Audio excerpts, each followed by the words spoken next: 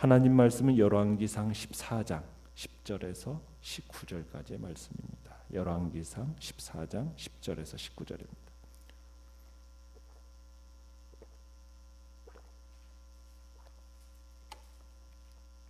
열왕기상 14장 10절에서 19절까지를 우리 한 목소리로 같이 읽겠습니다. 열왕기상 14장 10절에서 19절까지입니다. 시작. 그러므로 내가 여로보암의 집에 재앙을 내려 여로보암에게 속한 산에는 이스라엘 가운데 매인자나 노인자나 다 끊어버리되 거름더미를 쓸어버림같이 여로보암의 집을 말갛게 쓸어버릴지라.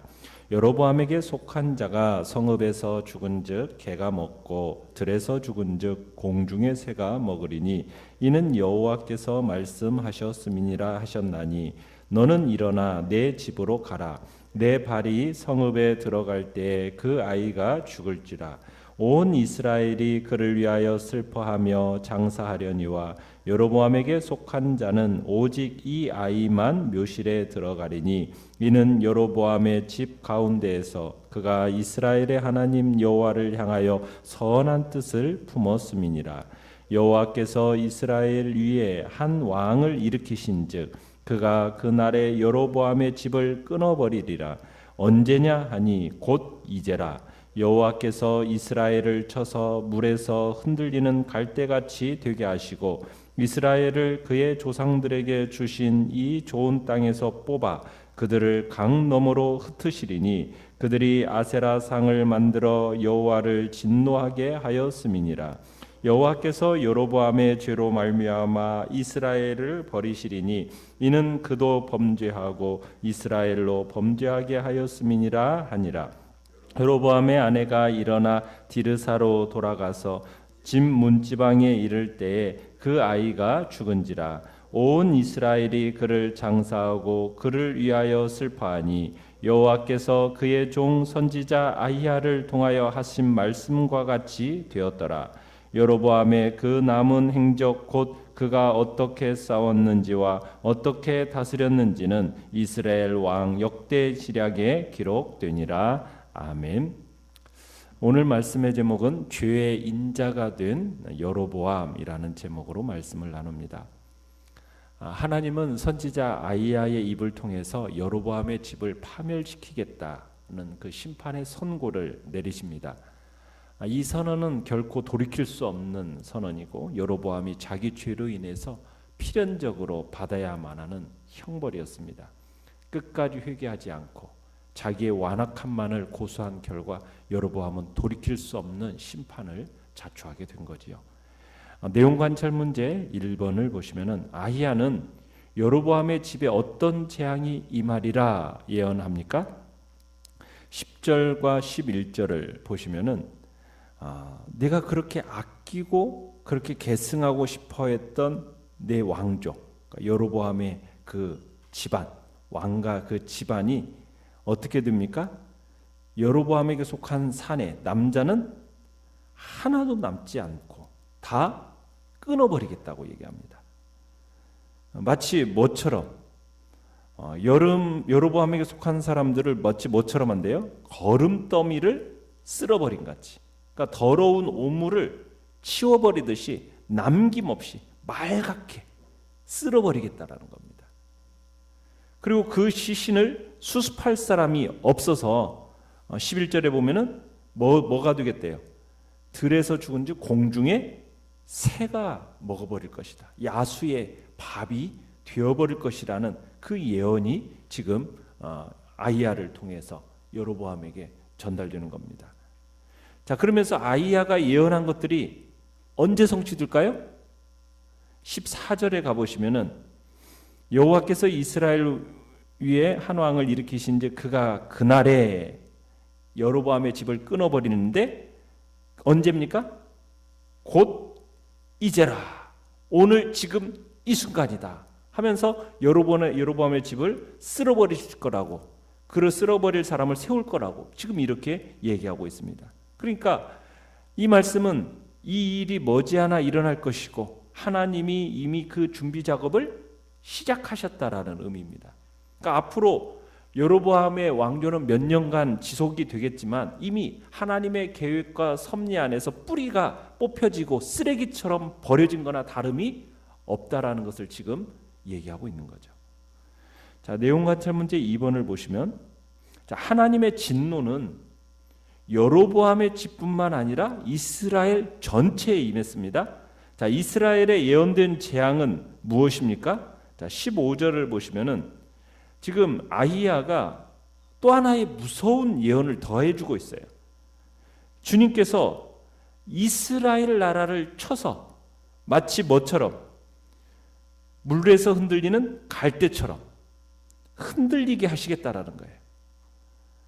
그리고 조상들에게 주신 이 좋은 땅에서 어떻게 해버리겠다? 이스라엘을 뿌리째 뽑아버리겠다. 그래서 강 넘어 유브라데스 강 저쪽으로 흩어버리겠다. 여러분, 이 이야기는 어떻게 보면 이스라엘의 멸망과 포로됨을 알리는 예언입니다. 그러니까 아히야는 벌써 지금 200년 후의 일인 주전 722년의 사건을 예측하고 있는 겁니다. 그러니까 하나님의 진노가 여로보암의 집에만 머무르는 것이 아니라 이스라엘의 멸망으로 이어진다는 거예요. 이게 다 누구 때문입니까? 지금 모든 게 여로보암의 죄 때문입니다. 여로보암이 이스라엘로 하여금 죄를 짓도록 했기 때문이에요. 어떻게 보면은 여로보암은 북이스라엘의 운명을 결정할 원죄를 이스라엘에게 공적으로 도입한 사람이 된 겁니다. 그러니까 여로보암 혼자만, 자신만 타락하는 게 아니라 이스라엘 역사 전체를 오염시켜버리는 죄의 인자가 되어버려요. 죄의 인자. 한 사람의 잘못된 통치가 온 나라의 운명을 지금 파멸에 치닫게 하고 있는 겁니다. 잘못된 지도자로 인해서 북왕국 이스라엘은 지금 출범하자마자 사형 선고를 받고 있는 겁니다. 이제 남은 것은 어떻게 보면 집행뿐이에요. 참 그러기에 지도자의 신실함이 얼마나 중요한가를 지금 일깨워주는 사건이다, 우리는 볼 수 있겠습니다. 자, 연구와 묵상 문제 3번을 보시면, 여로보암의 집에 닥칠 참화 속에서도 아들 아비야가 평안히 죽음을 맞이할 수 있었던 이유는 무엇입니까? 자, 12절로 돌아가 보시면 아히야가 지금 여로보암의 아내가 돌아가서 집에 도착하는 순간 어떻게 될 거라고 얘기하고 있습니까? 그 아이가 죽을 거다라는 말을 덧붙이고 있어요. 자, 그런데 이 아이의 죽음은 앞으로 여로보암의 집안에 임할 하나님의 심판을 감안하면 이게 불행입니까? 축복입니까? 이 아이에게는 축복이라는 거예요. 그러니까 여로보암의 집에 닥칠 그 참화 속에서도 이 아들 아비야만큼은 평안히 죽음을 맞이할 수 있게 된다는 얘기입니다. 자, 그 이유를 뭐라고 얘기하고 있습니까? 13절에서 그는 여로보암 집 가운데에서 이스라엘 하나님 여호와를 향하여 뭘 품었다? 13절에 보면 선한 뜻을 품었기 때문이다, 이렇게 말씀하고 있어요. 하나님께 인정받는 복된 마음을 가지고 있었다라는 겁니다. 아비야가. 우리가 참 이 아비야를 볼 때 세상적으로 보면요, 왕이 후계자잖아요. 근데 왕위에 한 번도 앉아보지도 못한 채 어떻게 보면은 죽어요. 여러분, 그러면은 그 사람은 세상적으로 보면은 비극적인 운명의 사람처럼 보이지 않습니까? 자, 그런데 하나님의 시각에는 이 아비야가 어떻다고요? 그렇지가 않다는 거예요. 축복이라는 거예요. 죄악된 여로보암의 가문에 있던 모든 사람들 가운데 오로지 홀로 하나님께서 기뻐하시는 선한 뜻을 품었던 사람이었기 때문에 이 일이 가능했다라고 하나님은 말씀하시는 거예요. 여로보암의 집에 필연적으로 임할 어떻게 보면 잔혹한 화액이 있기 전에 지금 평안히 하나님이 데려가신다는 겁니다. 험한 꼴을 보지 않도록 일찍 죽도록 하나님이 배려해 주셨다. 지금 그렇게 얘기하고 있는 거죠. 그래서 이 아이만 어떻게 보면 온 이스라엘의 애국 속에서 제대로 된 장례식을 치르고 제대로 된 무덤에 묻힐 수 있게 되기 때문이다. 지금 이렇게 아비야에 대해서 긍정적으로 그의 죽음을 평가해 주고 있습니다. 어떻게 보면은 구약 시대는 오래 사는 것이 사람이 누릴 수 있는 가장 큰 축복의 하나라고 여겨지는 이 시대 속에서 지금 일찍 죽는 것을 복이라고 지금 얘기하는 거 보면은 앞으로 여로보암의 집에 임할 심판이 얼마나 혹독할 것인가를 지금 조금이나마 상상하게끔 얘기해 주는 것이란 얘기죠. 자, 이 이야기를 들은 아비야의 아내는 어안이 벙벙합니다. 그래서 집으로 이제 돌아가요. 17절에 가보면 집으로 돌아가는데 집에 도착하자마자 어떤 일이 벌어졌습니까? 선지자가 말한 대로 아이가 죽어버렸어요. 자, 아들의 죽음은 어떻게 보면 아이야 선지자의 예언이 하나도 빠짐없이 그대로 성취될 증표입니다. 사람들은 이 아이의 죽음을 놓고 정말 애곡하면서 장례를 치러줍니다. 그러나 아들의 죽음마저도 여로보암의 마음을 하나님께 도울리기에는 역부족이었죠. 그는 끝까지 하나님을 거역하다가 그렇게 죽습니다. 자, 느낀 점 4번을 보시면 여호와를 향하여 선한 뜻을 품었다고 인정받은 아비야. 그리고 16절 끝에 가보시면 이는 하면서 그도 범죄하고 이스라엘로 범죄하게 했다. 이렇게 평가받은 여로보암. 여러분 비교해 볼 때 무엇을 느낍니까? 아비야는 지금 어떻게 보면 어떤 형편 속에 있더라도 하나님을 향하여 무엇을 품은 사람입니까? 선한 뜻을 품었어요. 우리도 어떤 상황에 이른다 할지라도 선한 뜻을 품어야 함을 우리는 느낍니다. 어떻게 보면 온 이스라엘이 지금 하나님을 버리고 다른 신을 섬긴다고 했어요. 그러나 아비야만큼은 거기서 선한 뜻을 품었어요. 마치 이 온 이스라엘이 다 하나님을 버려도 나와 내 집은 여호와를 섬기겠노라고 고백했던 여호수아와 같습니다. 아합과 이스벨의 그 우상화 정책 속에서도 여호와만이 참 하나님이심을 당당하게 선언했던 엘리야와 같습니다. 그러니까 우리 성도는 어떤 형편, 어떤 상황에 처해 있다 할지라도 우리의 신앙, 그 신앙의 정체성 우리 굳게 지켜야만 하겠다는 얘기입니다. 우리를 위해 우리는 내가 어디에 있든지 하나님의 보시기에 정말 바른 마음, 바른 뜻 그걸 가지고 행하고 있는가? 항상 우리 자신을 돌아보고 물어봐야 됩니다. 그렇게 살아가야 우리가 악한 길을 따라가지 않기 때문입니다. 어디에 있든지 누구와 함께 있든지 내가 누구고 내가 뭘 해야 되고 내가 어떻게 살아야 될까? 이걸 정확히 알고 그 길을 걸어가야 됩니다. 하나님에 속한 사람으로서 하나님을 향한 그 선한 뜻을 포기하지 않는 자리, 그 자리에 우리가 있어야겠다는 결단이 있어야죠. 또한 앞에서 이끄는 지도자의 위치가 너무나 중대하다라는 거예요. 그의 말 한마디, 행동 하나가 그가 이끄는 공동체에 지대한 영향력을 끼치게 된다라는 것을 우리가 다시 한번 보게 됩니다. 여로보암은 자신의 그 타락이 이스라엘을 어떻게 만들었습니까? 이스라엘 전체를 오염시켜버리는 죄의 인자로서의 역할이 되어버렸어요. 죄의 인자가 되어버렸어요. 어떻게 보면 이 여로보암으로 인하여서 천국 문을 닫아버리는 그런 역할을 이 여로보암이 해버린 겁니다. 지도자라는 역할은 그러기에 참 무서운 역할이고 책임감이 무겁다라는 것을 다시 한번 생각하게 되는 거죠.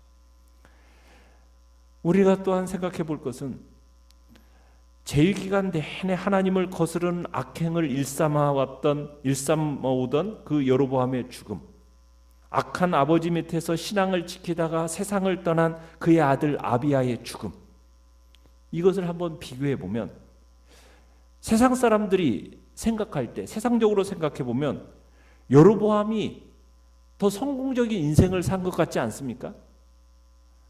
어떻게 보면은 솔로몬의 왕국의 12지파 중에 10지파를 차지해서 몇 년을 다스렸습니까? 20절에 가보면 22년이라는 세월을 다스렸어요. 그러면 남부럽지 않은 성공적인 인생을 살았다고 여겨질 수가 있는 겁니다. 그러나 그의 아들은 왕자라는 자리를 차지하긴 했고 그 다음에 이제 왕이 후계자입니다. 그런데 어떻게 돼버렸어요? 어린 나이에 질병으로 꽃도 피워보지 못한 채 그냥 죽어버렸어요. 인생을 떠났어요. 얼마나 허무해요. 세상적인 면에서 보면 여로보암과 그의 아들을 이렇게 비교해 보면 누가 성공한 것 같습니까? 여로보암이 성공한 것 같이 보이는 거예요. 마음껏 자기가 하고 싶은 대로 다 누릴 수 있었고 모든 것을 다 누렸던 여로보암, 그에 비해 아무것도 누리지 못하고 얻지 못한 채 일찍 죽어야만 했던 아비야. 여로보암이 이 땅에서 성공자로 기억이 되겠지만 어떻게 보면 아비야는 아무 의미도 없는 인생을 살은 것처럼 우리는 생각해도 과언이 아니란 얘기입니다. 그러나 죽음이라는 것이 인생의 끝이라면 그렇게 생각해도 상관이 없겠죠. 그러나 죽음은 인생의 끝이 아닙니다. 죽음 후에는 이 땅에서 내가 얼마나 잘 살고 얼마나 누렸느냐 그것과 상관이 없습니다. 하나님의 선택받아 하나님 앞에 순종한 그 삶의 여부에 따라서 그에게는 전혀 새로운 세상이 펼쳐지게 되기 때문입니다. 그래서 이 땅에서 우리가 느끼는 차이를 가지고 그것으로 일희일비할 게 아니라는 거예요.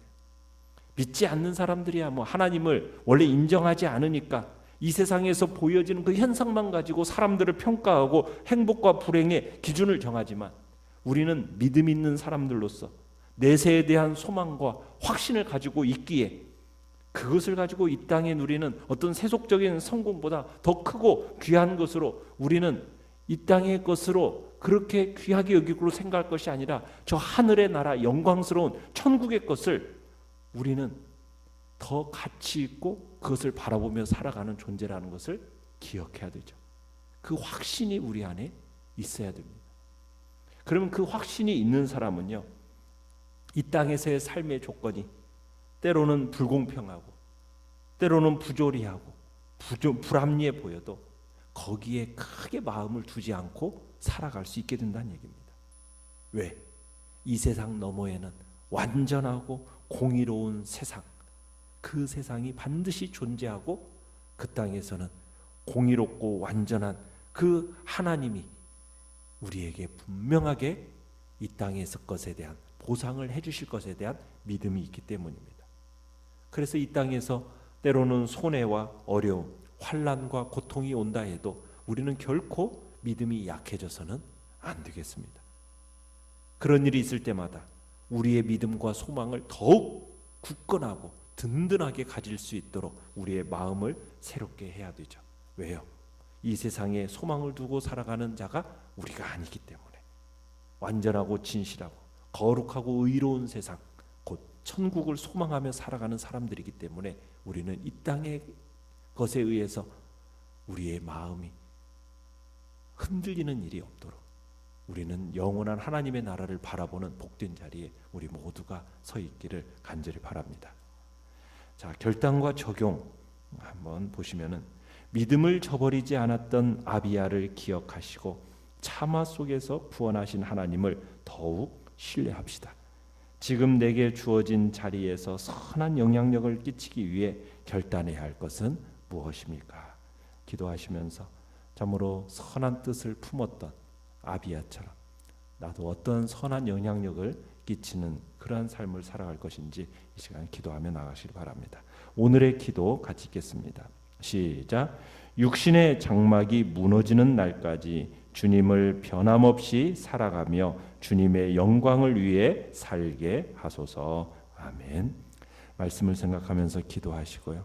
또 주께서 코로나19 바이러스 이 사태로부터 주의 교회를 지키시고 보호하시며 주의 백성들이 또 주님 앞에 속히 나올 수 있는 은혜를 덧입혀달라고 위해서 기도해 주시고 또 일상들이 속히 회복되어지고 어렵고 힘든 고통 가운데 있는 우리의 또 지체들을 하나님께서 은혜 위에 은혜를 덧입혀달라고 이 시간 주여 우리 세 번